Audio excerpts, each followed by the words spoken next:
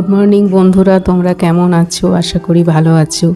দেখো, আজকে হচ্ছে মানডে। সকাল সকাল উঠলাম, উঠে বাইরেটা চলো তোমাদের সাথে ঘুরে আসি। দেখো সূর্য দেবতা কি সুন্দর। সূর্য দেবতায় কিছুক্ষণ দাঁড়িয়ে নমস্কার করলাম, করে ঘরে চলে এলাম। আমি আমার এই সময় একটু জব করি, অনুকূল ঠাকুরের একটু ঘাড়ের এক্সারসাইজ করি, করে টোরে ব্রাশ ট্রাশ করে আমি রান্নাঘরে চলে এলাম। দেখো আজকে তরকার ডাল করব। দেখো এই তরকার ডালটা না অর্গানিকের ডাল, ক্যান্টিন থেকে নিয়েছিলাম। প্রায় 8-9 মাস হতে চললো, কিন্তু এত ভালো আছে, এখনও একটু পোকা লাগেনি। মানে এখন আমি ভেবেছিলাম ফেলেই দিতে হবে, বোধহয় ইউজ হয় না, আমার খুব কম হয়। ছোলা, তরকার ডাল এগুলো ব্যবহার খুব কম হয়। যাই হোক, তরকার ডালটা সেদ্ধ বসিয়ে দিলাম, ততক্ষণে চাল ভেজাচ্ছি, এইসবগুলো গুছিয়ে রাখছি, তরকারি বার করে ভিজিয়ে রাখবো। তারপর এসব করে গুছিয়ে টুছিয়ে তারপর একটু গরম জল করে ছেলেকে ডাকলাম। গরম জলটা ছেলেকে দিয়ে তারপর আমি ভাবলাম এবার একটু ব্রাশ ট্রাশ করে নিয়ে চা খাই বসে আরাম করে। তো এবার আমি ব্রাশ করে তারপর চা করে চাটা নিয়ে বসবো। চা খেতে খেতে অনেকক্ষণ বসে থাকি। তারপর প্রায় আধ ঘন্টা বসে থাকি, তারপর গিয়ে আবার রান্না শুরু করি। ছেলের দুধটা দেখো, ছেলে বাড়ি থাকলে দুধ খায়, আর আমি চা খাই, দুধ চা আমরা খাই না। তো এবার দুধটা গুলে নিচ্ছি, গুলে নিয়ে চাটা, প্রথমে মাঝখানে তো দুধ খেতো না, আমি দুধ খাবো না, আমি এখন বড় হয়ে গেছি, তাই আমি বললাম যে একটু তো দুধ দরকার শরীরের জন্য।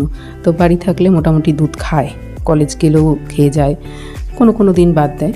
তো যাই হোক, আমি এখন মুড়ি নিয়ে নিচ্ছি, মুড়ি আর বিস্কুট দিয়ে চাটা খাবো, খেয়ে দিয়ে তারপর টিফিন বানাবো। তো চলো, এখন এরপর সময় আমি ক্যামেরা বন্ধ করে দিয়েছি। তারপর আবার যখন টিফিন তৈরি করব তখন ক্যামেরা অন করব।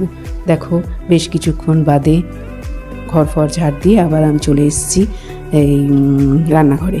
তো টমেটোটা একটু চপ করে নিচ্ছি, তাহলে বেশ মিশে যায় তরকারির সাথে, টমেটো বোঝা যায় না, দেখা যায় না। তো এবার দেখো পেঁয়াজ কুচি করে নিয়েছি, ডালটা করব, তড়কা লাগাবো। একটা ডিমও বার করে নিয়েছি, একটু ডিম দিলে একটু টেস্ট ভালো হয়। তো আজকে যেহেতু নিরামিষের দিন না, তার ডিম দেবো। দেখো একটু পেঁয়াজ ভেজে নিয়ে একটু আদা রসুন পেস্ট দিলাম, দিয়ে একটু জিরে গুঁড়ো, একটু সামান্য লঙ্কা গুঁড়ো, এইসব দিয়ে একটু গরম মশলা, ঘিও একটু দিয়েছি। দেখো 4টে লেচি বার করে নিলাম। কালকে রাতে আমি আটাটা মেখেছিলাম, রাতে হয়েছে, আজকে সকালে হবে। আরও 3টে লেচি বাঁচিয়ে রেখেছি, আজকে রাতে হবে, আবার কালকে গিয়ে আটা মাখবো। মানে মোটামুটি একবার মাখলে 2বার হয়ে যায় রুটি, যদি একটু বেশি থাকে খুব জোর 3বার। মানে 3বার বলতে ওই সকাল দুপুর 2বার মিলিয়ে বলছি, মানে 3 দিন না। তো অতদিন রাখলে তো আটা ভালো থাকবে না। যাই হোক, আমার তো একটু ধরো 4টে রুটি হয়, তার বেশি তো হয় না। কোনো দিনও আমার ছেলের চিকেন থাকলে বা ভালো পানির মশলা থাকলে, এইসব ভালো জিনিস থাকলে তখন ও 4টে খেয়ে নেবে। আর যদি ওর পছন্দ মতন তরকারি না থাকে তখন 2টো দিলেও বলবে হ্যাঁ এই তরকারিতে 2টো রুটি দিয়েছো। তা এত বড় ছেলে, তুই 2টো রুটি খাবি না? দেখো এবার দুজনে মিলে নিয়ে খেয়ে নিচ্ছি। আমি একটা রুটি নিয়েছি, তারপরে ডাল বেঁচেছিল, ওর মধ্যে আবার একটু মুড়ি মেখে খেয়েছি। দেখো তারপর একটু আবার গল্প টল্প করে উঠে চলে এলাম, তখন 12টা বাজে, আমি রান্না করে নিই। তা এবার মাছের একটু ডিম এবার পেয়েছিলাম, আর কাতলা মাছটা দেখো একটু মাখিয়ে নিচ্ছি, বড় মাথা, এটা মাথা দিয়ে লাউ করব। তো ওই জন্য নুন হলুদটা মাখিয়ে রেখে দিলাম, যাতে মাছটার টেস্ট ভালো লাগে। সঙ্গে সঙ্গে পড়লে না নুনটা ঢোকে না মাছের মধ্যে, তখন কীরকম লাগে। দেখো তরকার ডাল একটু বেঁচে গেছে, ওটা রেখে দিলাম, আবার অন্যদিন ওটাতে একটু জোড়াতাপ্তি মারবো। আমার ছেলে বলে মা তুমি খুব জোড়াতাপ্তি মারো, এর মধ্যে আরও 2টো ডিম ঠিম দিয়ে আমার ছেলেরও হয়ে যাবে, আর আমার তরকারি কম লাগে, একটুখানি হলেই আমার হয়ে যায়। তো ছেলেরা আমার ব্রেকফাস্ট আরেকদিন হয়ে যাবে। তো আমি এরকমই ভেবে কাজ করি যে এটা হলে এটা হয়, মানে একসাথে সব পেরে উঠি না। তো একটু কিছু থাকে আর একটু কিছু করি, ম্যানেজ হয়ে যায়। যাই হোক, দেখো লাউয়ের তরকারি করব, সব কেটে নিলাম, ঝিঙে আলু মাছের ঝোলে দেবো। কালকে ছেলেকে রিচ খাইয়েছি, আজকে একটু হালকা খাওয়াবো।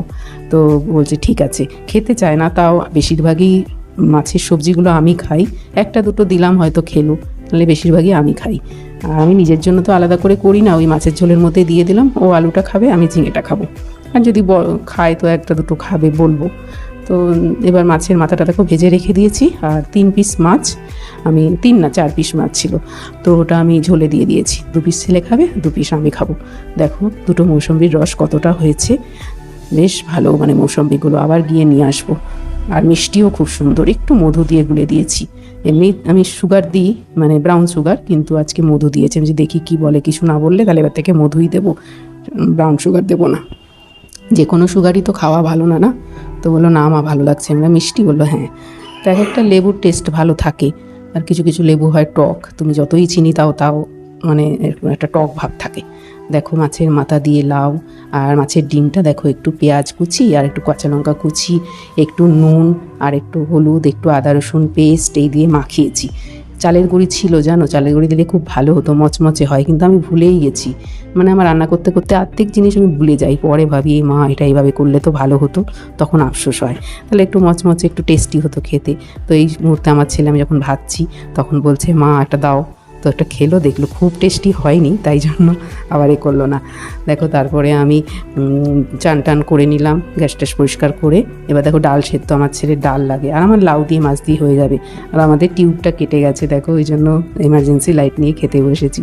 তো খাওয়া হয়ে গেল ফ্রেন্ড, তারপর বন্ধ করে দিয়েছি আবার ক্যামেরা। সন্ধেবেলা অন করলাম, দেখো আমি ওকে বলেছি যে বার্গারের আনবি মশলা, ও এনেছে না, আমি কনফিউশন হয়ে গেছে। আমি বলেছি ওকে কী বলে পাওভাজি, মানে ওটা আমি বোধহয় ভুল বলেছি।